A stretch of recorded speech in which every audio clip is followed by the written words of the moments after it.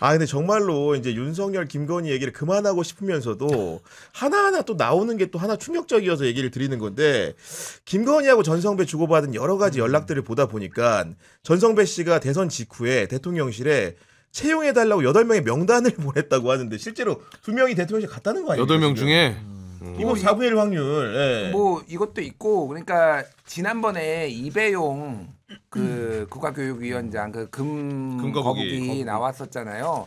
그때 사실은 그 금거북이를 압수수색하려고 간 게 아니었기 때문에 사진만 찍고 놔뒀는데 나중에 다시 압수수색 영장 받아가지고 하니까 그게 그 사라졌다라는 거잖아요. 네. 편지하고 함께.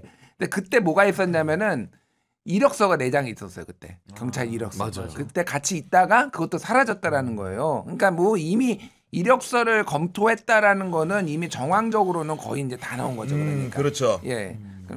그런 상황인데, 그러니까 이게 특검이 이 사실을 알게 된 게 전성배 휴대전화를 디지털 포렌식을 하다 보니까 건의2라고 조장된 연락처하고 이렇게 교신을 한 게 나왔고 거기에 2022년 4월 19일에 명단을 보낸 게 나온 건데 실제로 이모 씨라는 사람은 보면 의전비서관을 희망을 했는데 시민사회수석실 선임행정관으로 채용이 됐다는 것이고 그다음에 신모 씨 같은 경우에는 정무나 총무수석실 행정관 자리를 희망했는데 이 역시도 시민사회수석실 행정관으로 갔다고 하는데 시민사회수석실에 넣었잖아요. 이게 사실은 물론 그 실의 의미를 퇴색시키는 게 아니고 애매하면 가는 데인 겁니까? 뭡니까 도대체 이게?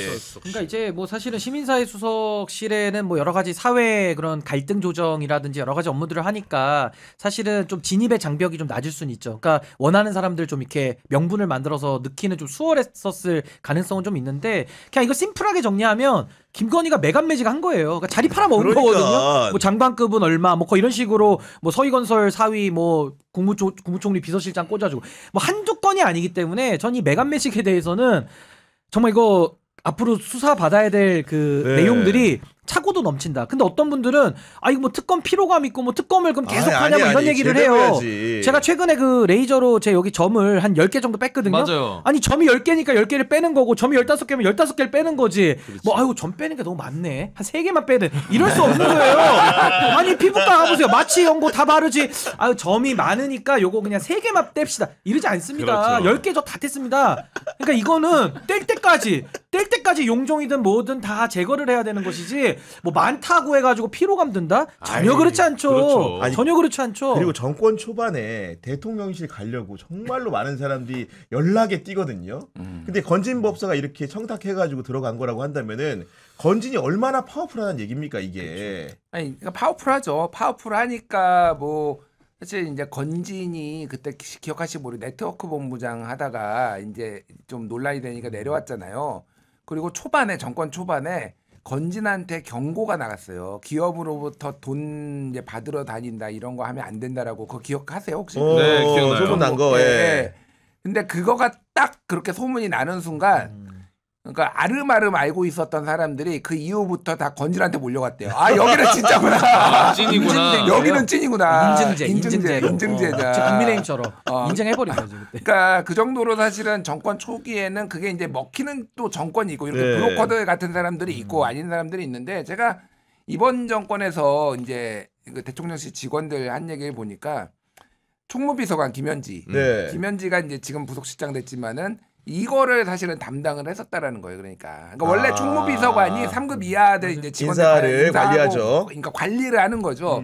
근데 이제 왜 처음에 총무비서관이었냐? 사실은 부속실장이 더 맞는 옷인데 이 초반에 이게 모든 사람들이 다 밀어 넣으려고 해요. 그러니까 이거는 뭐 청탁이 있을 수도 있고 예를 들면은 자기가 생각하기에는 자기의 공. 내가 이재명 대통령 만드는데 나만큼 일조했어. 우리 사람 그러면은 한 3명은 들어가야지. 뭐 이런 것들이 진짜 치열하거든요. 그래서 그거를 이재명 대통령이 김현지한테 맡긴 거예요. 아, 소문장을 시킨 거구나. 막으라고. 키퍼를 시켜가지고 김현지가 칼같이 시켰어요. 그래서 이거는 제가 실명을 밝힐 수 없는데 거기 안에 지금 계신 분이에요. 그분의 그 보좌관이 김현지한테 이제 야, 우리가 진짜 이거 한 명도 못 일어나? 야, 나 안 해 하고 관두고 나와버린 사람도 있어요. 그러니까 진짜로? 야, 그런 정도로 이제 철벽 방어를 했구나. 그러니까 이거를 어떻게 관리를 하느냐 이거를 가지고 어디 정권은 그러니까 이제 건진이나 이런 거 통해서 김건희 통해서 이제 뭐 그 금거북이 같은 거 뭐 이런 것도 돈 받고 이제 이렇게 다 하나씩 꽂아주는 데가 있고 한 군데서 이제 이렇게 좀 관리하고 뭐 그러니까 우리가 의심하는 거는 결국 청탁이라든가 매관 매직이 일어나지 않았냐 이런 거 의심하는 건데 그 이배용이라는 사람이 금거부기를 줬다고 했을 때만 해도 뭐 그런가 보다 했어요. 근데 어제 이제 보도를 봤더니 국보 180호 추사 김정희의 세안도 모조품을 줬다는데 이거는 왜 줬을까요 도대체? 아니 그러니까 이게 그 지도자가 어디에 관심 있느냐에 따라서 발생하는 상황이라고 보여지는 게 윤석열, 김건희처럼 돈이나 술에 관심이 있으면은 엉망진창 되는 거고요. 이재명 대통령처럼 어떤 일 중심에 관심이 가 있으면 철저하게 검증해서 드릴 수밖에 없죠. 왜냐면 일을 해야 되기 때문에 그런 건데 지금 이 나오고 있는 세안도라 그러나요? 그 네. 김정희 추사 김정희 그 그림 비슷한 거를 이제 복제품을 진짜는 가지고 국보니까 네, 선물을 그러니까, 했다는 네. 건데 이게 약간 좀 연결을 지어보자면 최근에 그 수장고 많이 좀 김건희가 털고 다녔잖아요. 이 여러 설이 있어요. 왜 들어갔을까? 그냥 단순 호기심? 아니면 진짜 그 안에 들어가서 뭐 국보를 훔치러 들어갔나? 뭐 여러 가지 뭐 썰들이 많은데 가면 갈수록 이게 약간 좀 도굴설이 좀 힘을 얻는 거 아니냐? 도굴 같아 도굴. 왜냐면 아니 그 들어갈 때 대장에도 안 적고 들어갔어요. 대장에도 그냥 어떤 직원이 혼자 들어간 것처럼 허위로 적고 들어갔는데 아니 무슨 짓을 했을지를 모르는 거예요. 그러니까 이게 하다하다. 지금 그 예. 복제품을 받았다라는 것은 조금 이거는 더 수사가 필요하겠지만은 그 복제품하고 뭐 바꿔쳤을 수도 있는 거고 그러려고 했던 것도 의도가 있을 수 있는 거고 이게 도대체 무슨 의도로 들어갔냐. 근데 원래는 수장고에는 연구 목적으로도 그것도 제한적으로 들어가야 되고 관장들도 사실은 들어가기가 쉽지 않다 그래요. 네. 근데 이거를 김건희가 대장에도 안 쓰고 문 열고 그냥 계속 내 집 떠나듯이 들어갔다라는 것은 김건희는 돈으로 풀어야 된다. 전 돈으로 봅니다. 아니 근데 그 세안도라는 그림이 어떻게 그려진 그림이냐면은 1844년에 제주도의 유배간 김정희 추사 김정희가 선생이 그린 작품인 건데 그림 저희가 보여드립니다만은 한겨울에 초록초라한 집과 그러니까. 소나무 잣나무 이런 어떤 거냐면은 권세나 이익만을 쫓는 세상에서 자신을 끝까지 지지해준 그 제자한테 보내는 그림이에요. 근데 깨끗한 같은. 이배용이 김건희한테 세안도를 그래도 이배용은 국사를 공부한 사람인데 하필 세안도를 왜 보냈냐 이겁니다. 그러니까 왜 보냈냐면은 김건희는 국사를 모르기 때문이에요.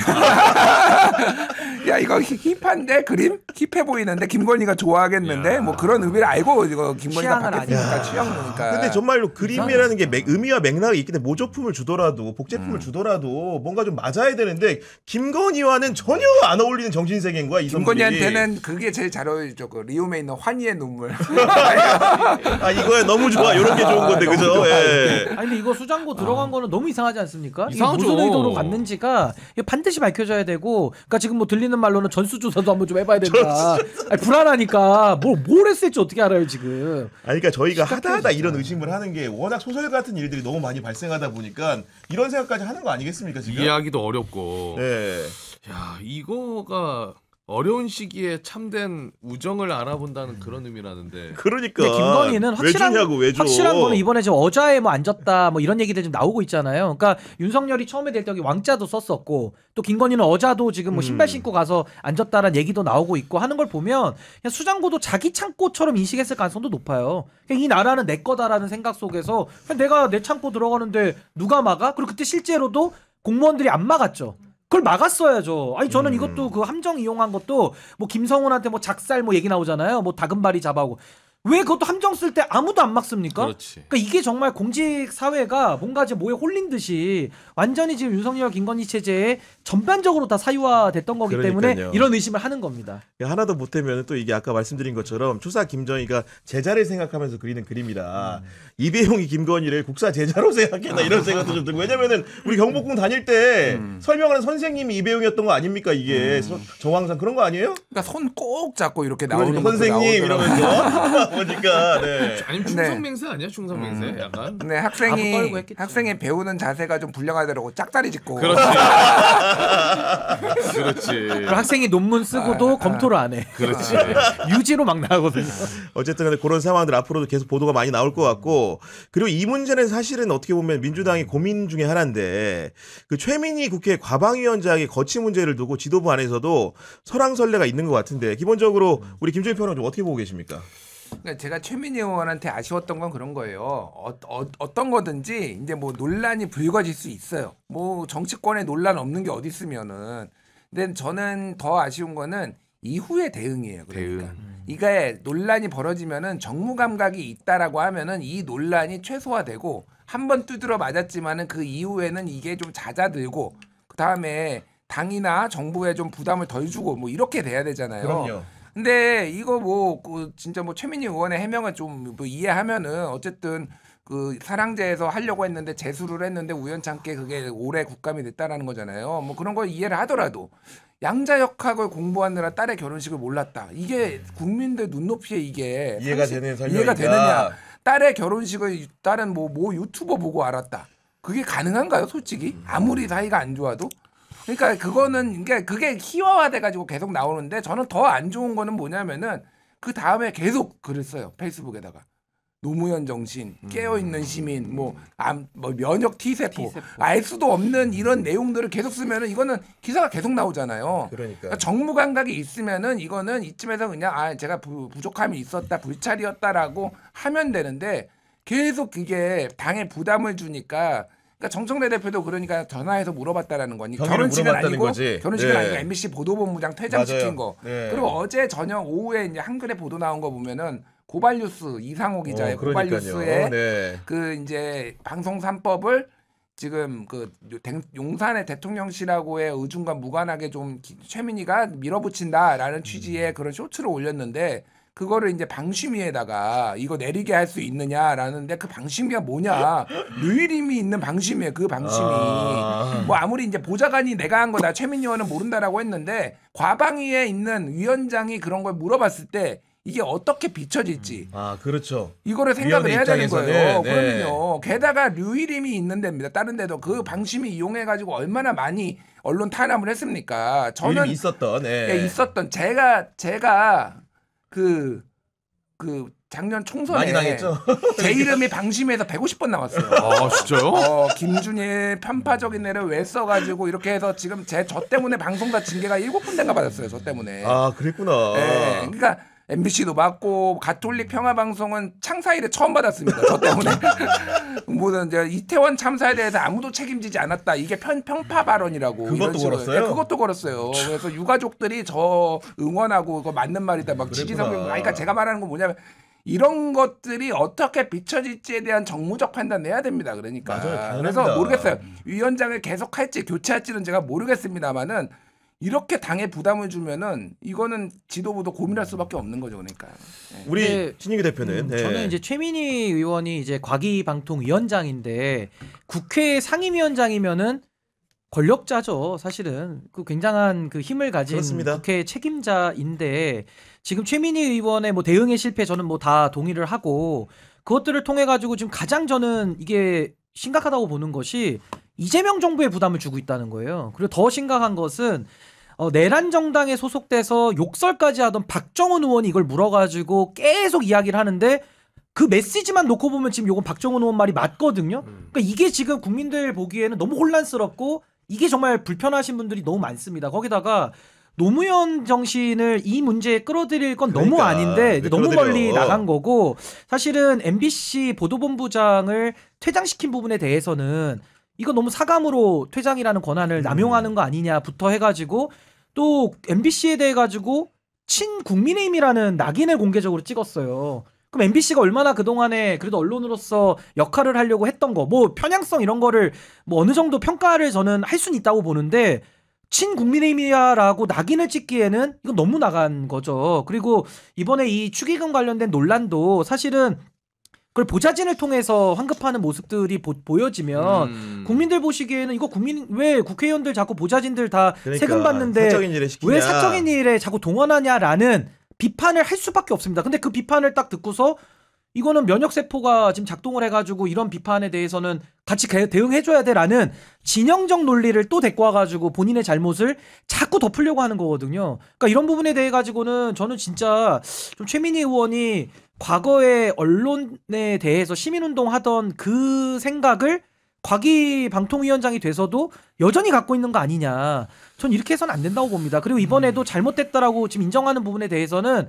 사과 정도는 해야 되는 거예요. 근데 사과할 용기가 없고 끝까지 이렇게 가겠다고 한다면은 전 아마 사과에서 끝나지 않고 아마 사퇴 여론이 훨씬 더 높아질 수밖에 없을 것이다. 저 그런 생각이 듭니다. 그러니까 기본적으로 근데 그 상임위원장 같은 경우에는 여러분들 아셔야 되는 게 본회의 투표로 선출되기 때문에 임기 2년이 보장돼 있어가지고 본인이 그만두지 않는 이상 누가 밀어낼 수 있는 방법이라고 맞아요. 존재하지 않는 거예요. 근데 여론이 안 좋아지겠죠. 근데 여론이. 이제 그런다고 그게 그러면 다 이제 그 불가능하니 예를 들면은 갑자기 여론이 안 좋아지면은 장관들이 뭐 자진 사퇴하잖아요. 네. 뭐 그게 또 자진 사퇴했어요. 그렇지. 뭐 이런 거니까 네. 제가 보기에는 그러니까 교체 가능성은 그런 거죠. 그러니까 이 문제 책임을 지고 최민희를 하는 게 아니라 뭐 몇 개 조정을 하면서 일종의 뭐 더 중요한 직책을 맡기면서 뭐 한다든지 이런 식으로 뭔지 민주당이 알겠네. 결단을 내릴 가능성도 없지 않다. 왜냐하면 이게 계속 여기에서 뭐가 문제가 발생할 경우에는 여론이 안 좋아지거나 뭐 당 지지율이나 뭐 대통령 국정 수행 그렇죠. 지지율까지 네. 영향을 주게 될 경우에는 그렇게